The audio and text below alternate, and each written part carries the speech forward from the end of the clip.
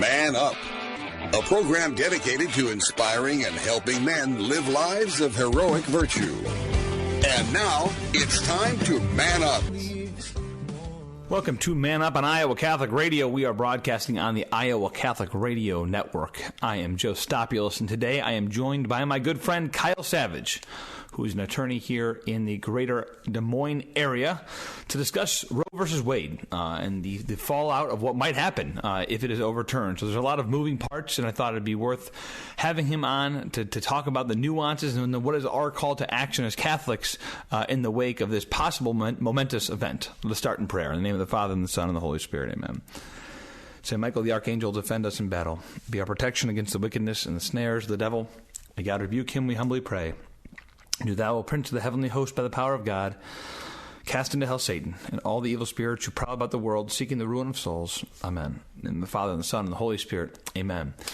So my good friend Kyle going to join me today. Again, he's got obviously a lot more insight on this than I do as far as the ins and outs of the law. Obviously, I think we're all aware of the leaked Supreme Court decision that came out a couple months ago now at this point that looks like this month of June that perhaps we will actually see the overturning of Roe versus Wade. What does that mean? I think it's a lot of questions for us is, obviously I think we're aware it doesn't just end everything overnight. It's a momentous step for the pro-life cause. But that said, there's a lot of nuances and there's a lot of ins and outs of what it could look like, especially nationally and then specifically here in Iowa. So Kyle's going to join us today on the other side of the break, and we're going to learn all about the law as it stands today, how it came to be, what happens if it gets overturned, and then most importantly, what is our role in this?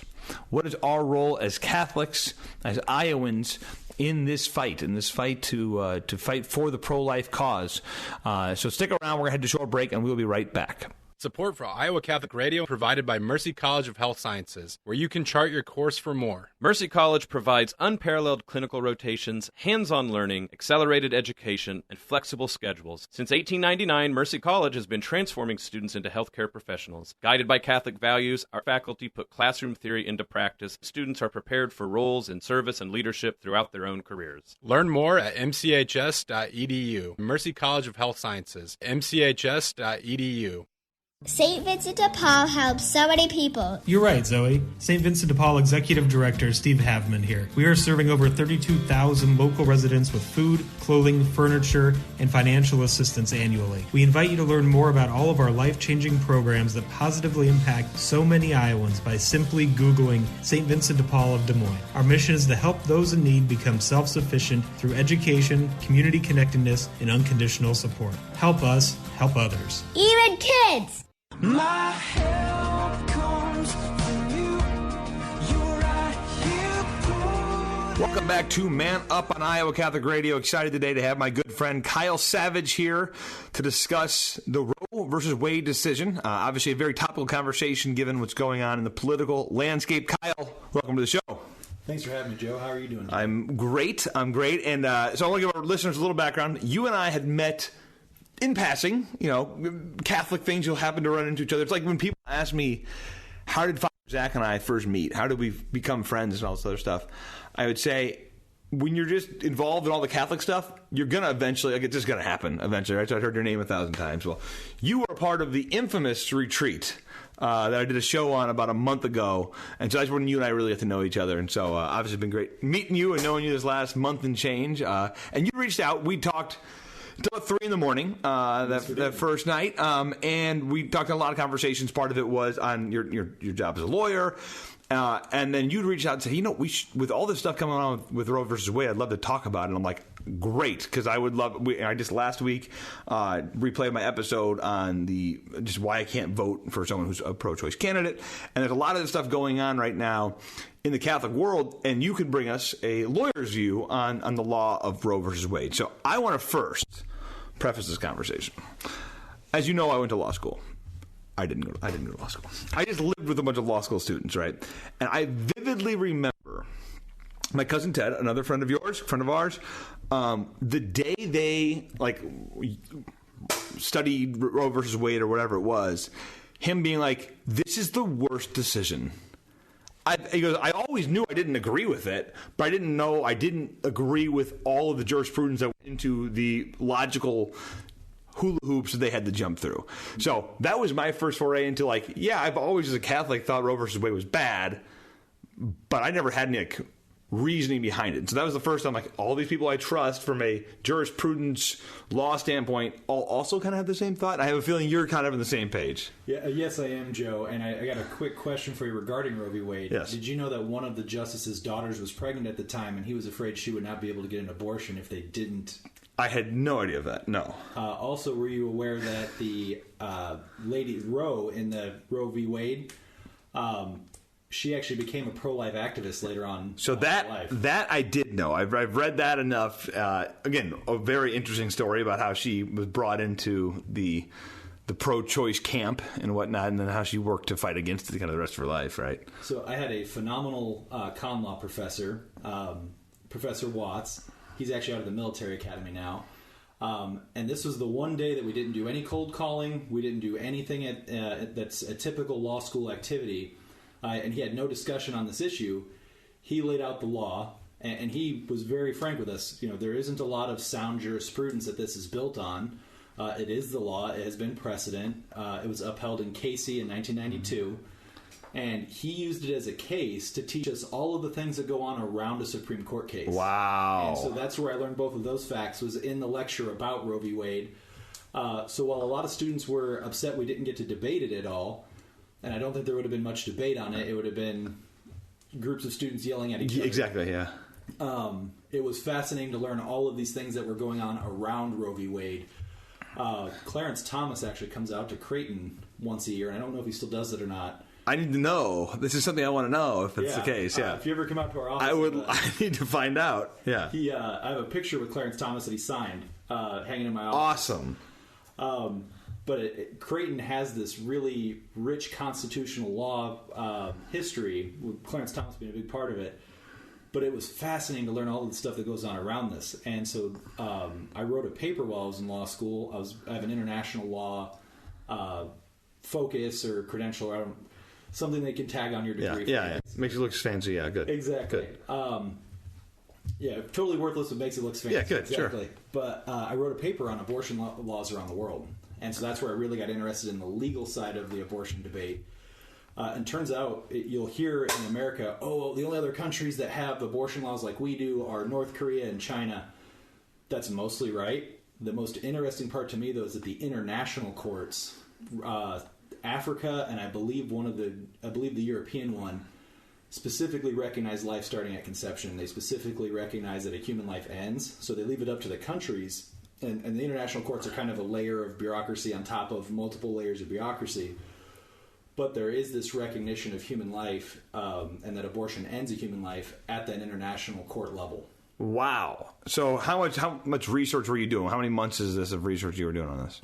Like your typical law school class, it's a paper class. You get to do the entire semester's worth of research, which you end up reading thousands of pages of stuff and writing a 20-page paper. And in this class, it was neat. We had a professor from... where was Professor Popovich from? He was a traveling professor. He was a fascinating man. And I was one of the students who got to present. Not everybody presented their topic, and only one student clapped for my presentation. Hilarious. Well, listen, sometimes you gotta speak truth, and they gotta learn it. What was the most pro-life of the countries? Like, what were some of the ones that stood out to you from a pro-life standpoint?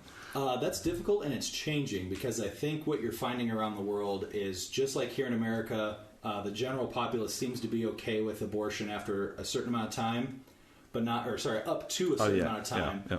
But then after that period, and it seems to be around 6 weeks, or like when there's a distinguishable heartbeat, basically as if you could see an infant on an ultrasound, is about the time. And we just had our 8-week thing. I was like, that's a child. Yeah. That's a baby. It's a baby right there, you know. Well, and I think it's such a great example of science and technology actually supporting our worldview for once. Yeah. That's very clearly a baby, whereas in 1970s when Roe was passed, you couldn't really tell it was a kid until it was born almost. Yeah.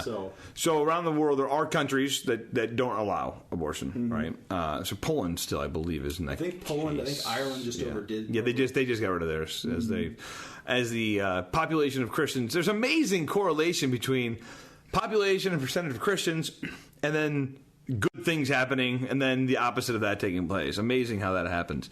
So in America, so you have this class. So at what point did you actually dig into the law? It was prior to law school. Oh, wow. It was actually, and we were just talking about this before the show went on. I was clerking in the Iowa House of Representatives in 2017 or 2018. Oh, I assumed you were already in law school at that point. No, okay. I didn't go to law school until way later. Oh, okay. Another mutual colleague of ours, Nick Ritelli. Nick Ritelli, one of the greatest. Yes. Yeah, he drugged me into law school and got me on this path. That's hilarious. But Nick had recommended I go and clerk before I go to law school to see how the sausage is made. And as you know, that heartbeat bill came up. What year is this, 18? I think it was 2018. Yes, yeah. okay. And, so I helped Representative Jacobson get elected, and then he asked me to clerk for him, so I ended up doing it because I was going to law school. I thought in the fall. I ended up starting in summer, right after clerking. Timing was perfect. Yeah. But the Iowa Democrats were claiming that the University of Iowa would lose their accreditation if they weren't allowed to teach abortions, or specifically elective abortions. And that's where I really started diving into the law of this. Because it was fascinating to learn that the medical community calls a miscarriage a spontaneous abortion. Yeah. So there's all of this abortion language in the medical field that the public at large doesn't understand or doesn't. I shouldn't say understand. They're not familiar with. That's probably the best way to put that. Yeah. And so I got a crash course in that. And so I finally just called the ACGME and asked them, "Hey, is the University of Iowa going to lose their accreditation if that happens?" "Oh no, that's all voluntary. Yeah. They have to participate in these non-elective abortions or the spontaneous abortions care because the evacuation procedure is the same, and you get into this how to prepare a woman for they're going to evacuate a dead fetus essentially." So I took that to Representative Jacobson. He gave a speech on the floor after the Democrats had been talking, and all the TV cameras were there. And at 10:30 at night, the Democrats went and caucused because Representative Jacobson was calling them out for that. The University of Iowa won't lose their accreditation. He called the ACGME and wow. So you're in the front lines back in 2018, jumping right into it. It was pretty fun, and I'm actually kind of glad that the heartbeat bill didn't go anywhere here in Iowa. The Iowa Supreme Court has threatened, in a previous opinion, under a different composition of the court, I should say. This was a couple years ago. Yeah. There's been some different members on the court now. But there was a threat that they would find the right to abortion in the Iowa Constitution. Now, for your listeners' sake, you usually live under two constitutions, your state constitution and the federal constitution. Usually the rights you have in your state constitution, they can be greater than the federal one. They just can't abridge the federal rights. Yeah. And so I think a lot of listeners here and this is where I've always been, is, my entire life has been surrounded by this decision of Roe versus Wade. And so let's say we fast forward a month and it gets overturned. Let's say the 6-3 vote actually comes to fruition. What does that mean for us? Well, right now it's probably a 5-4 vote. Okay. Justice Roberts is probably in the minority because otherwise he would have been writing the opinion. That's a good point. Yeah. Yep. For your listeners' sake, the way that works is the Chief Justice gets to write or assign the opinion if they're in the majority.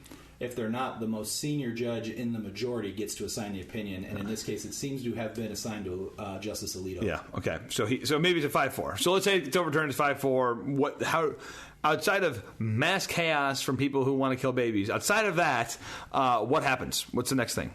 Well, it gets returned to the states as an issue, which I believe is a good thing. The United States is supposed to be a laboratory of states. Exactly. And I think you will find in 20 years, if we're going to say that it does get overturned, states where abortion is severely limited, like it probably would be here in Iowa, not as much as other states like I almost said California. Yeah. Opposite Mississippi, Texas, Oklahoma, those states that have limited abortion rights, I think, are actually going to have much stronger and securer families. And I think states that I think there's a direct correlation between the integrity of the family and how you treat infants. I mean, and this is, if anyone, I do political rants every once in a while, and one of them is the founders really had this brilliant vision of a federalist society that would make all at the time 13 little chambers of experiment where they could, if people could live together, make laws together at the local level, and then people could borrow. If it worked really well, people could borrow it. And so obviously, as the government in the last 100 years has usurped more, the federal government, I should say, it takes away from the autonomy of the states to make decisions. Me personally, would I like to see abortion completely illegal at all times? Absolutely, yes. Now, that's not going to happen in this current in the current arena that we're in. That said, as we move forward to this, let's say it passes 5-4, and it goes, now all of a sudden the states have the right. Now, each state has the opportunity to make their laws as they see fit on as it pertains to abortion. The state of Iowa today, obviously, we had a very unfortunate situation with the Supreme Court back in 2018, 2019. What does it mean for us as citizens of Iowa who are in favor of life? How does this work out for us? So, and this will be in any state. So, any state you have listeners in, the pro-life battle is no longer a national battle. It is now a local battle. Yep. Some states have what are called trigger laws. They're laws that are on the books but are actually in violation of Roe v. Wade, so they're not in effect. Once Roe v. Wade is appealed, once Roe v. Wade is repealed, those laws will then go into effect because they're no longer in violation of the Constitution. So there are, I think, 13 states or so that have these trigger laws on the books that will go into effect immediately upon Roe v. Wade being repealed. If you do not have one of those trigger laws, the law that you had back in 1972 is what's going to go into effect. And as Justice Alito pointed out in his opinion, to claim that abortion is a long-held right in this country, you would have to explain why it was illegal in all 50 states until the 1960s, exactly. I believe is the date. So chances are those are the same laws that are on the books in a lot of states. And I haven't done a 50-state study or anything on this, but that would be what would happen. Is the law that was in place in 1972 is what will go. But I was under the belief that the House or whatever. So after the Supreme Court made that, we had to basically a cooling off period, or something where we had to pass the Senate and then the House, and the governor had to sign something, and then people could vote on it. Isn't that the case for the state of Iowa? Doesn't it go to the people after it's signed by the governors? Am I missing this wrong? I thought there was some vote that doesn't go to the people on this deal at some point. Oh, so you're talking about the local state constitution amendment that's going through the House and Senate right now? Yes. Okay. In Iowa, we have a system where the people actually get to vote on constitutional amendments, and they have to go on the ballot twice. After the Supreme Court gave that threat of finding abortion as a right, and right now we're talking locally only. This isn't a national level. Locally meaning Iowa local. Right, yep. Iowa local. The Iowa legislature, led by Republicans, saw that was a huge threat to have abortion found in the Iowa Constitution, and they believed it wasn't there. I think you'd be hard-pressed to find it there. And then an initiative began of our state amendment process, which is totally different than the federal amendment process, to introduce a life neutral or an abortion neutral bill. They weren't going to say that, at least I'm probably a year or two behind on this now, but my understanding at the time was that it wasn't. It said that the Iowa Constitution is silent on abortion. Yeah. It doesn't say it's there. It doesn't say it supports it. It doesn't say it rejects it. And actually, that's a microcosm of Justice Alito's opinion in saying that this is a right that should belong in the legislature, or I shouldn't say a right. Yeah. A decision that should be made. Right. This is a legislative decision, not a judicial or a matter of rights. Well, so do you know where we're at in this process, right? So I know it had to go through a full, I think it's a 4-year cycle or whatever it was. It had to go through multiple of them. What is the outlay for people to be able to vote on this thing and vote on it twice? How's this? I would imagine it'll be on the ballot this fall. Okay.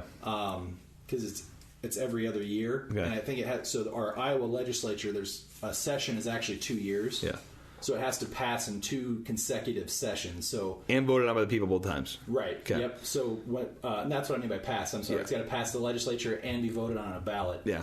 So it's if it came up last year, and I wasn't living in the state last year, so I don't know if it was on a ballot here. So I think I would have remembered that. I feel like I would have remembered that. So maybe it is this year. And then next year, a new legislative session will start. Yeah. So there you could get the 2 legislative sessions. Our legislature only used to meet once every 2 years. Okay.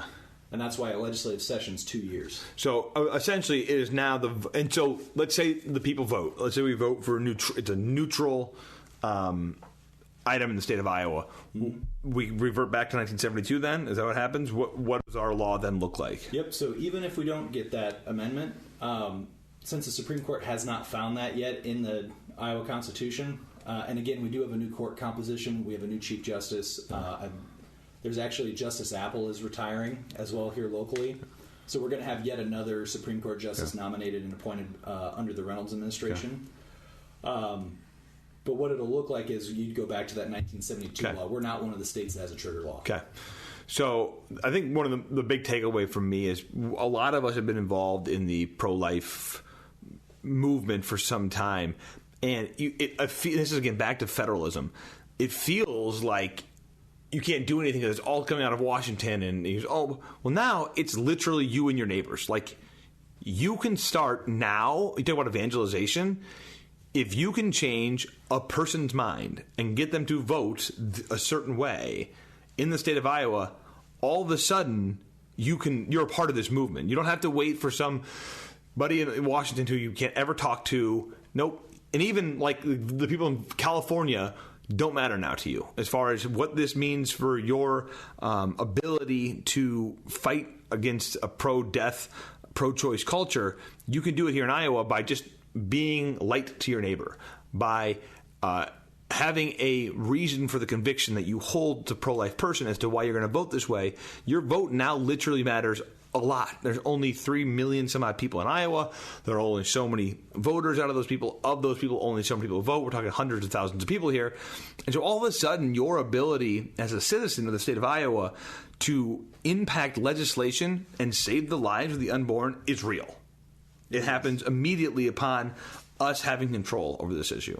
And that's a hope I have, is that obviously Planned Parenthood and the other abortion services are actually very localized already because they have brick and mortar shops, right? Yeah. So they are going to be prepared and ready for a shift if Roe gets overturned.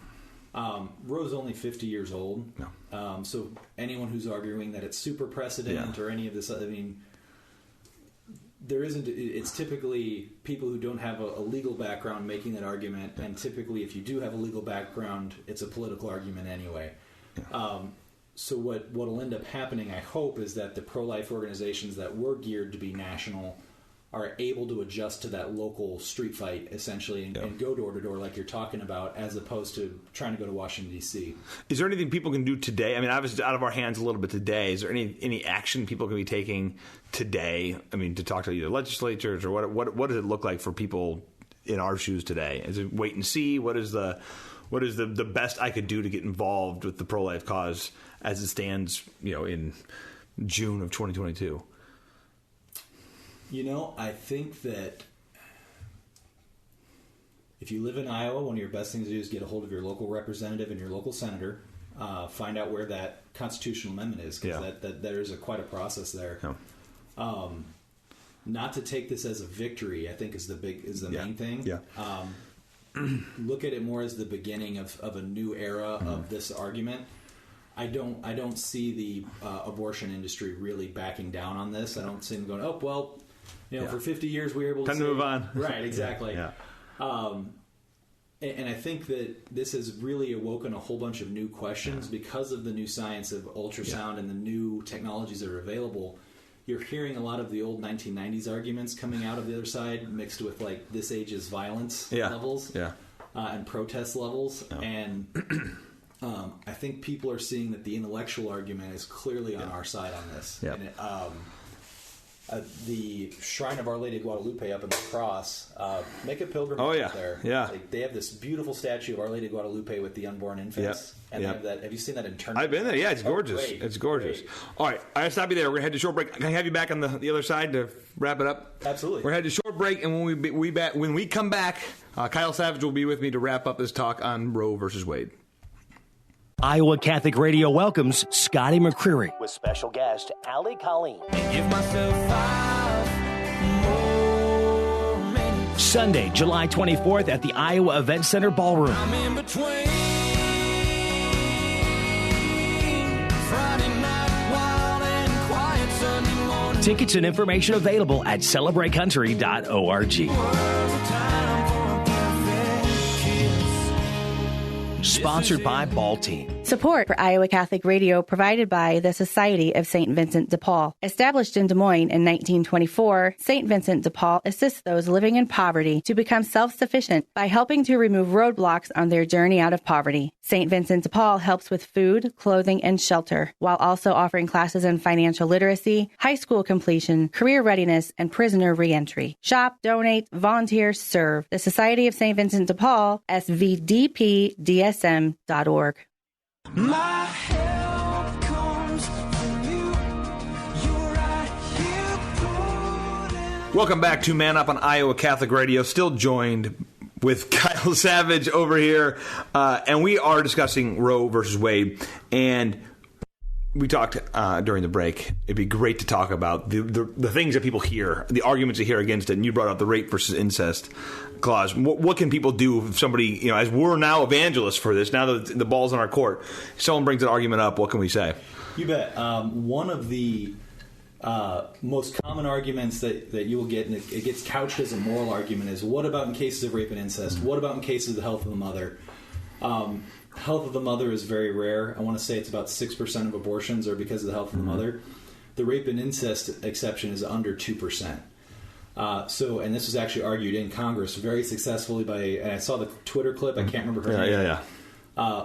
But if someone is asking those questions of you and they support abortion, and this is just a practical argumentative tip, tell them, I'll give you the rape and incest exception, and don't grant it morally, just say, for the sake of argument, I will grant the rape and incest exception if you give me all the rest of the abortions. Yeah. And what you're doing there is you're taking away the faux moral authority that they're coming at you with on that particular front. Yeah. And then it's up to you. If you find common cause on if it's the health of the mother's at risk, and you can agree with them there, and then you can check mark that box and move on to the other exceptions. Yeah. So that's the big boogeyman. You've gotten rid of about 98% or not 92% of the abortions or whatever, some huge percentage of them, and then it takes away that stick they use, which is, again, to your point, I heard less. Obviously, I trust your numbers more than my own, but I heard even smaller numbers than that. But regardless, it's still an enormous amount that goes away, and then their argument back is, okay, would they actually stand for it? And if they would, let's talk and build on that. So, Kyle, great having you on the show. I think it's incumbent upon all of us now. We have to be on the front lines and equipped with knowledge. So equip yourself and be ready for this fight, as now it's back in our hands. So thank you for joining me today on Man Up. I am Joe Stopulos. It's time to man up. Man Up, inspiring men to live out their call to holiness.